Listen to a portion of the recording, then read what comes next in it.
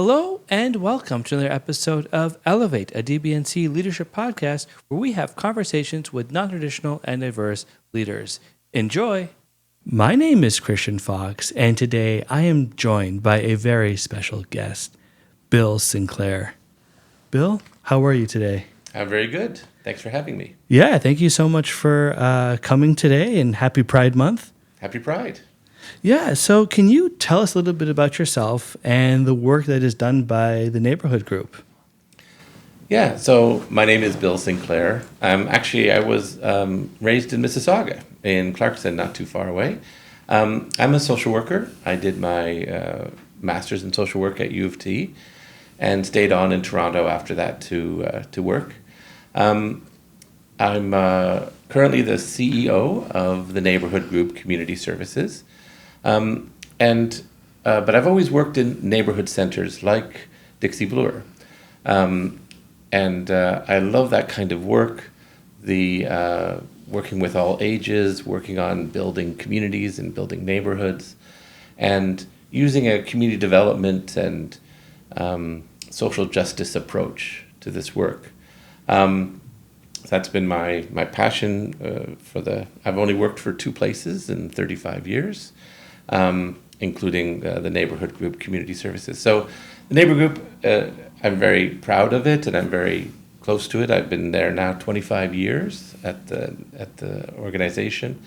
And we're actually the merger of 6 different charities that have gotten together in the last decade to amplify our ability to do big projects, to build housing, to build more childcare, to do things citywide as an organization. The oldest of our members is Central Neighbourhood House, which was founded in 1911. Wow. So we're now 113 years old as a charity. But as I say, it's 6 charities that got together, and they each brought different neighborhoods, but also different specialties. So one of the 6 brought homemaking as a specialty, so personal support workers doing home care in the community. And today, 1 in 20 home care visits in the city of Toronto is done by the Neighbourhood Group. So we have a 5% market share of all home care being delivered in the city. We have 11 childcare centers with over 1,000 children. And that was also something that someone brought. We have 9 housing locations, affordable housing, with over 438 tenants living in our housing every day.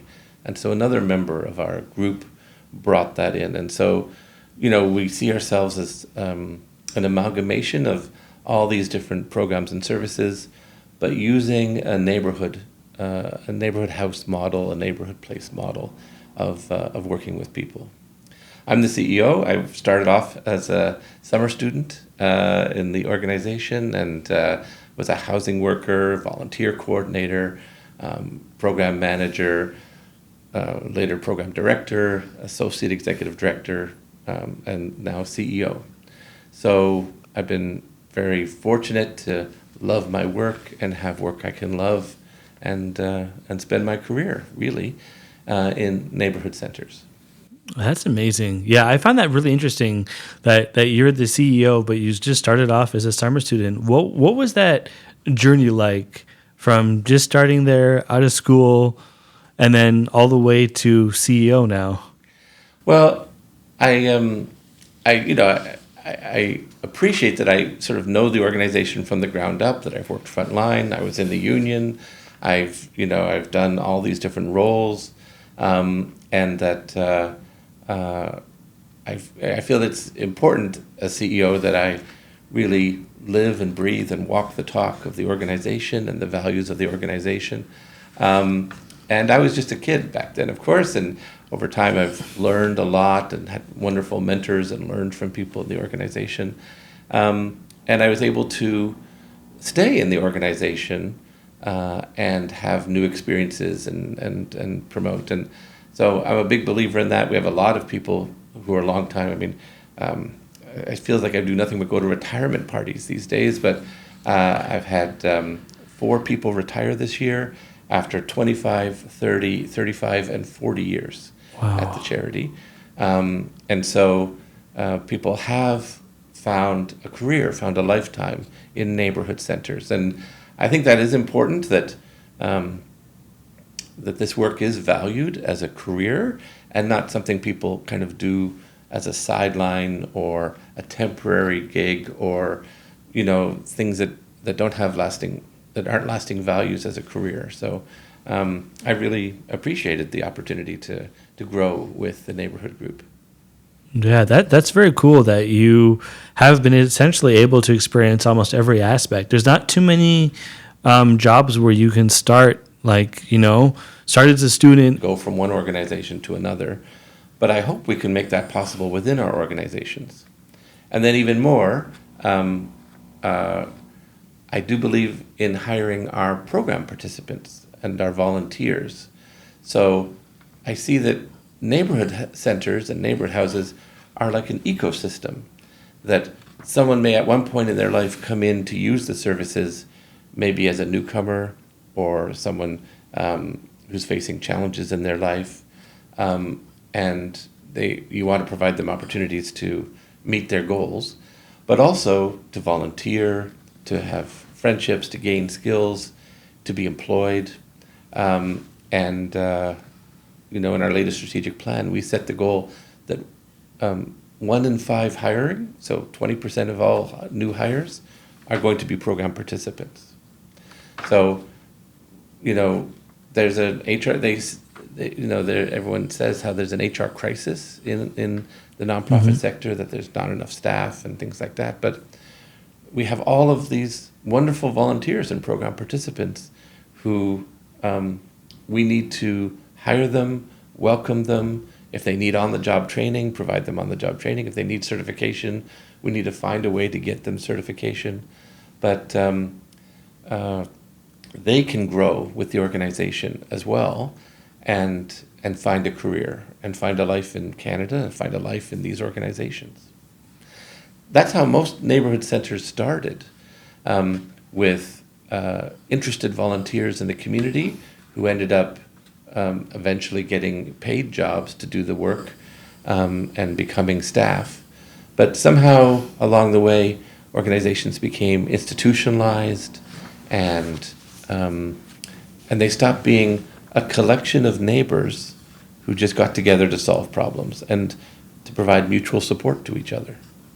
And I think we need to keep in touch with that value and come back to that at heart, neighborhood centers like Dixie Bloor and the Neighborhood Group and all the others are places where neighbors come together to solve neighborhood problems. Yeah, right. Exactly. I think it's interesting that you talk about, you touch on a couple of things. One, this idea that, right now it's very difficult to have that long career at one place, where you're essentially forced to go to different organizations and different businesses to get that experience. And then two, you touched on this idea that, we really don't, like, I know Dixie Bloor, we try to really hire our volunteers, but that's not a very common thing. And it's too bad, because there's a lot of times where you need experience to get the job, but you won't get the job because you don't have the experience. Mm-hmm. But if you can volunteer, get that experience, and then they'll say, hey, we really liked you as a volunteer. We think you'd be a great fit here. I think that's such an amazing solution. And we know, from a community development perspective, there's this idea of co-design and co-delivery, that people with lived experience of the issue that they're going through, whether it's family violence or homelessness or mental health challenges or just being new to Canada or all these different things, that is so valuable that people who are designing the program and delivering the program have that personal experience. We have a program where we work with new mums and pregnant mums, and I think Dixie Bloor probably has similar things. And we intentionally hire mums from the programs to come back and work with the new mums, because the memory of having a baby, maybe not having any family in Canada, accessing the healthcare system, all these different things is very fresh for them. And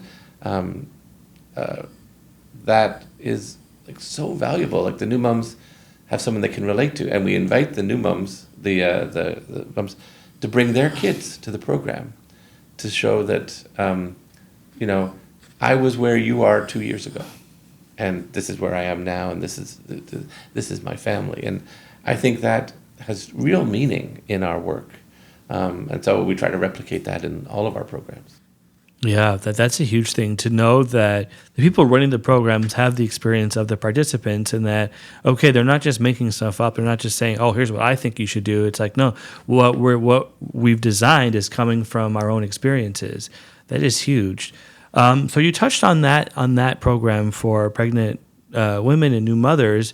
Are there any other programs that you absolutely think, if you could pick one, 'cause I know you do a lot of different work and there's a lot of different programs with TNG, but is there one that really stands out to you, like, I need people to know about this one? So two things that we have like tremendous work for, as I say, our home care program, our child care program, our employment program, our newcomer services. But two things, I'll say three things. So one is we trustee lots of grassroots groups. Last year we trusteed 106 grants and donations for grassroots groups who don't have a bank account, don't have incorporation, don't have charitable status, but they want to do a project and they need a trustee to do that. So we trusteed 106 groups last year, over $3 million in funds. And because I know that, Central Neighbourhood House and the 6 charities that are part of the Neighbourhood Group started with just one person, like in that case 100 years ago, and that we don't know what these initiatives will grow into in the future. I'm sure Dixie Bloor started with just one person, and maybe not that long ago, and someone had to give them a chance. Someone had to give them a donation or some resources, and probably someone had to trustee them at first in order for them to do that work. And so we're doing a lot of that, and I'm really proud of that. I think, as a 100-year-old organization, we need to be helping the new emerging and incubating the new emerging groups of people who are putting their own ideas onto the table to make the community better.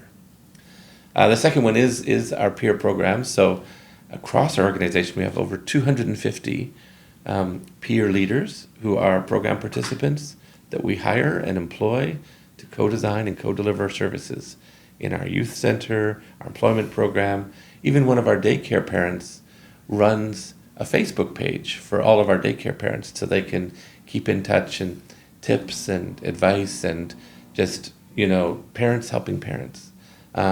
Newcomers, of course, and people who are homeless. We actively hire dozens of people every year from shelters because we know having a job is a big step to get out of shelter. Mm-hmm. Allows them to save money, have references, it makes a huge difference. So we intentionally create positions to hire people who are, as part of their growth, their recovery, their transitions in life and transitions to Canada and things like that. So very proud of that. But this is Pride Month, so I will talk about our Rainbow Connect program. So within our newcomer services, we have 2 staff and 5 peer leaders who work exclusively with LGBTQ plus asylum seekers to Canada. And so we have hundreds right now in Canada, hundreds of asylum seekers from countries where being queer is illegal or dangerous or oppressed in all sorts of ways. And they know that Canada is a relatively safe haven from that perspective, and people are coming to Canada for safety. And we're seeing them in all of our programs, our employment programs, our shelters, other things, but and in our newcomer services and our English classes. And so we are welcoming them and trying to create space where they can be openly themselves and be openly LGBTQ plus. And in fact, this weekend, of course, is the Pride Parade, and we have several hundred asylum seekers who will be attending their first Pride with us, And overall, we have over 500 people signed up for the parade. So we're trying to find a supportive, welcoming, and safe environment for people who are new to Canada to experience Pride, and to get to know the queer community, and supporting them on their journey to be accepted as refugees in Canada. That's amazing. Yeah, those are some really great programs, and the trusteeship program. I mean, I haven't heard of anything like that. I think that's really cool. I think, yeah, the newcomers who are coming in, who are part of the community, who are struggling, and they want to be able to connect. That's essential. Now, for people that want to access the programs and find the information, is that something that they can access on the website? Yes. So the TNG Community TO on our website, we actually have a special page, actually a special URL for the Trustee Hub. So it's trusteehub.ca for groups who are looking for trusteeship. And as I say, we have a lot of groups, 106 grants were trusteed last year, helping those groups. But people can go to our general website for all of these. And if they search on Rainbow Connect, there's a page also for our LGBTQ plus asylum seeker program called Rainbow Connect. So all these things are listed on our website. Okay, excellent. So we'll also post links too on our website so that people can find that. Now, you've touched on a lot of interesting programs. So I'm always curious about this. If like a magic genie showed up, okay, granted you a wish that you could create any program. This is a nice genie, not a monkey paw thing. There's no tricks. This is a really generous, nice genie. Are there any programs that you would just create right now? So one of the reasons why the charities got together and merged was we wanted to have bigger impact, and we wanted to be able to tackle citywide issues. And of course, the biggest citywide issues right now are homelessness, unemployment, hunger, and the overdose crisis, people dying of opioid overdoses.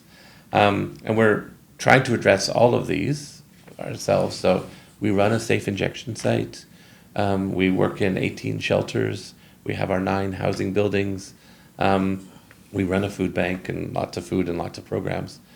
But I would love to see much more affordable housing being built much more quickly. That is our top priority, is figuring out how to build more housing, because every program, everyone, that seems to be the top need that people are bringing to our door.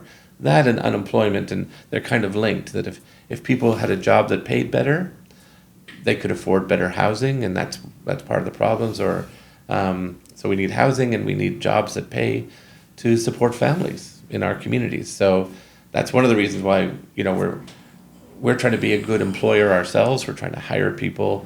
We're trying to encourage other employers to provide good jobs at good wages that will allow families to live and afford these unbelievable rents that are happening right now. Right. So they kind of go together.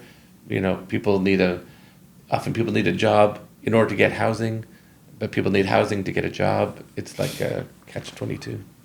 Yeah, that's a huge problem. I think that's perfect because, yeah, like even here at DBNC, a lot of clients I'm dealing with are struggling with housing. Either the rent's too high or they're living in a place even where they're able to afford it, but they're encountering a lot of problems and they want to be able to move, but they can't. Yeah. Yeah, that's huge. It would be great if we could solve that. Now, are there any steps that you think that need to be taken or that could be taken to potentially maybe ease it a little bit? So, I mentioned earlier that, I believe in community development, so I believe collective action is needed on everything, but also social justice, right? That if there's a shortage of housing, then it's a failure of society, right? So that there's incentives to keep housing prices high, there's disincentives to create affordable rental housing, that the way government is structured, the way there are winners and losers in our society is a social justice problem. And so we need to we need to vote in elections for politicians that are committed to affordable rental housing. We need all of our neighbors and corporations to stop blocking affordable housing being built. We need people to speak up and defend housing. We need to call out, good landlords and bad landlords. We need to reward good landlords in every way we can think of, and we need to hold account bad landlords. We need to stop evicting people. They're just feeding an overburdened shelter system. We need a moratorium on evictions. We need rent control. But all of this requires changes to law. And it's not something as social workers we can do. It's something that we need to collectively say, we need housing built, but the housing has to be affordable. We need rent control, and we need ways to prevent evictions, because people now, if you get evicted, you will never get a housing of that quality again, because we see this over and over again. People end up spiraling into shelters, and we need to go upstream and prevent people getting evicted in the first place. So if someone is behind on their rent, my gosh, it is so much less expensive to give them $1,000 to pay their rent than to spend $5,000 on shelters or $10,000 on hospital beds. So we can keep people in their housing, and that has to be our first priority. Right. Yeah, that's huge. I haven't even thought about the evictions, but I think that makes a lot of sense. And yeah, there's a lot of changes that need to be made, and hopefully we see some of them. Yeah, and there's some good projects around eviction prevention funds and helping people pay for their arrears, and grants and loans and things like that. And I think it's extremely important that it's like, give someone $1,000 to pay their rent.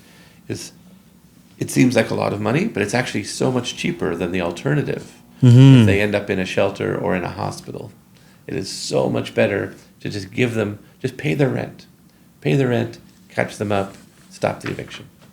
Yeah, that makes a lot of sense. I even thought about the fact that it's just cheaper. Yeah, just pay them $1,000. They can, get caught up on their rent, and then that's a lot cheaper than the alternative. Yeah, that's huge. Courts and judges and everything else, it's so much cheaper.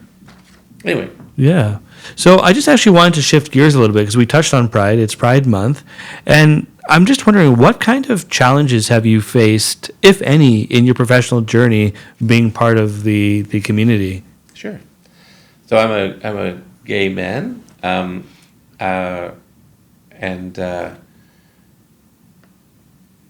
so it's been an interesting journey. So in my lifetime, when I was born, sodomy was illegal, and up until even today, it's been a whole lifetime of bathhouse raids and different kinds of police harassment of gay sex and lesbian sex, and so it's been largely criminalized throughout my lifetime. Now, it is true, when I was a child, they changed the law and it became legal, which is amazing. And then when I was an adult, marriage became legal, which is amazing. I never thought I would see that in my lifetime. And then adoption became legal. So lots of changes have happened. And I'm grateful to be in a country where we have managed to see these changes, and meeting the asylum seekers coming to Canada from countries where there's repression and violence and criminality against people who are trans or queer is, it resonates, because it was only yesterday here. It was not long ago that all these things were happening in Canada. But, it is possible to see improvements in a lifetime. So that said, and the other factor in my lifetime is that when I was growing up and when I was coming of age, it was during the AIDS crisis. At first, people didn't know what caused AIDS, and so enormous stigma around the LGBTQ community and the gay community. And then when it was known, and just the deaths were catastrophic, and people maybe can relate to it a little bit now with COVID and the number of deaths that people saw, but whole groups of friends and whole organizations in the LGBTQ community was decimated in the AIDS crisis, and it seemed at a certain time that it was hopeless, and that the deaths were just going to continue forever. Of course, now there's better treatments, better survival rates. The death rate is completely different, and really the queer community is I guess I would say rebounding and thriving and survived, but it looked like it was the end of everything at the time, and young people maybe don't realize what it felt like at that time. So I was grateful to have survived and grateful to be alive today. But there was a hostile world to be gay and queer, growing up. And I have found more than tolerance, I have found acceptance and welcoming in the nonprofit sector and in neighborhood centers and neighborhood houses. And their commitment to community development, their commitment to social justice, allowed me to be open. I've been open my whole career about being gay, and often nonprofits were some of the first organizations to recognize same-sex spouses in all of their policies and their procedures and their employee benefits, and they kind of led the way as far as being good employers. So I'm very grateful to this sector, and I've devoted my life to the sector because I do feel that more than just being tolerated, being gay, I've been welcomed in this community. I know lots of leaders in the sector who are queer, and I think that the sector has recognized that they've welcomed all kinds of diverse voices, all kinds of diverse viewpoints, and they know that queer people, based on what they've gone through, have an analysis of social justice that recognizes that we need to look beyond the individual to the societal forces that are causing poverty and oppression and racism and injustice, and that it's not an individual person's fault, and that we need to structure our services and our programs and our organizations to build a better society. Yeah, that sounds like, you touched on a lot of interesting points. And one thing, it's like, I've heard about the AIDS crisis, but it's one of those things where it just seems like you really just had to have been there and to actually experience it yourself to understand what it was like, because it sounds like it's like this idea that it could just devastate entire friend groups or organizations. Yeah. And there's a stigma against it. It's not like COVID, where if you got COVID, people didn't think that there's something wrong with you. That's right. Whereas you're dealing with the stigma on top of the fact that this is a life and death situation. Yeah, and people were blamed. Yeah. But if you belong to a choir or a sports team, and they would have 50% death rates.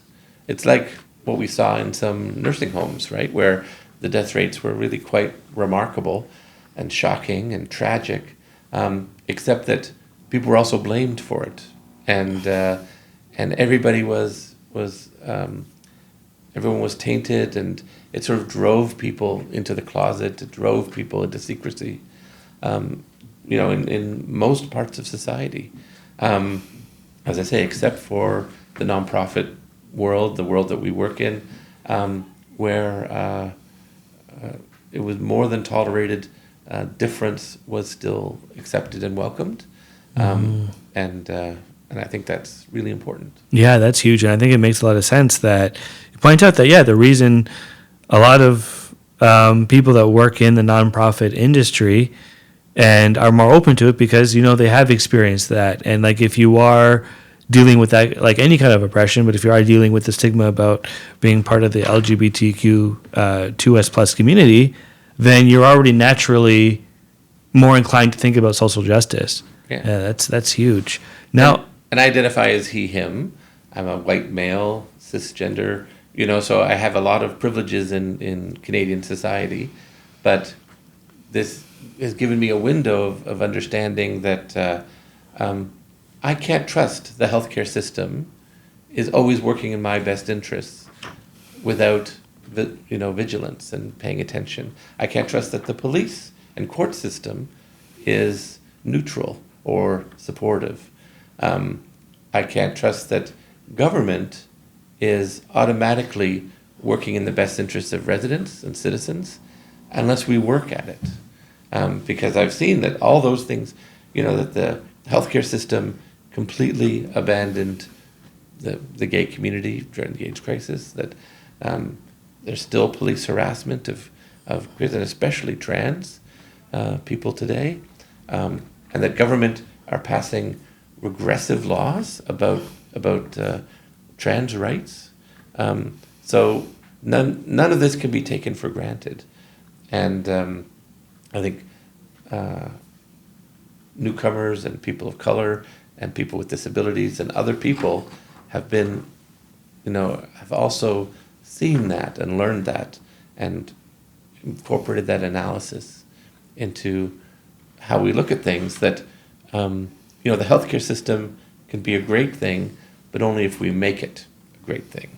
It is not automatically working on behalf of trans people. It's not automatically working on behalf of women. It's not automatically working on behalf of all these populations unless we make it so. Right. Yeah, that's true, that you really can't take it for granted. That's a really great point. And it's like you're dealing with that. And when you were dealing with the crisis, how were you able to deal with things on an emotional level? Because that's got to be, because I know you said you could go to neighborhood groups and you'd find some comfort there, but you're still dealing with that 24/7. Yeah, and I was very young in the AIDS crisis and in the closet, as most people were before they came out to their parents and before they came out. But it was a very fearsome time, and it is why many LGBTQ plus people are they have a higher rate of homelessness, a higher rate of poverty, a higher rate of suicide and mental health challenges, and being estranged from families. And these things are all getting better now, but this has been the history for the last 50 years in this country, and it's still happening in many other countries around the world today, forcing people to give up everything and leave everything to come to Canada, leaving behind everything. So I think I've lost my point. What is it? It is hard. I mean, I feel good because I'm doing good, and my work is meaningful and has purpose, and a little bit of my time is spent helping others like me from other countries and other places have more opportunity. So that's partly how I cope. Right. Yeah. So this is on the same track, but one of the questions we always ask, and I always love people's answers, but if you could go back in time to when you were 16 and give yourself some advice, what would you say to him? So there was a famous campaign a few years ago called "It Gets Better," and if you Google that, I mean, there's a whole lot about that, and it was so true. I came of age in the AIDS crisis where sex equaled death, literally. I never thought I would live to be this old. I never thought I would be able to get married. I just had my 20th wedding anniversary this year. Congratulations. Never thought that would be legal in Canada. Most people never think that they could run a major corporation, that these things, are going to be possible. It just seems very, the stigma and the hatred and the prejudice, that when you're 16, it's going to be hard to believe that that you can find a welcoming community, you can find safety, you can find love, but you can, and I hope everyone will.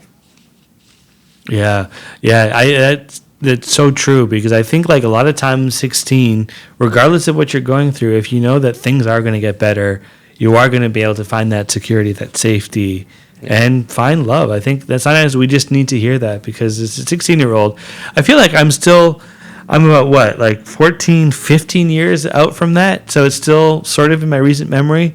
But at 16 as a teenager, you're always not that you're the problem, but people always assume you're the problem because you're a teenager. Yeah. And so to know that things will get better and you're going to find that love, and that's all you need to hear. And I think it's not a phase, right? Yeah. The other one is that, but it's amazing to me, because I came out a bit late, because it was the age crisis, and I was very fearful, and I would tell myself, don't be so afraid, because I'm just in awe of teenagers coming out and starting, gay straight alliances in schools, and being so open about their sexuality at a time where I just felt fear and confusion.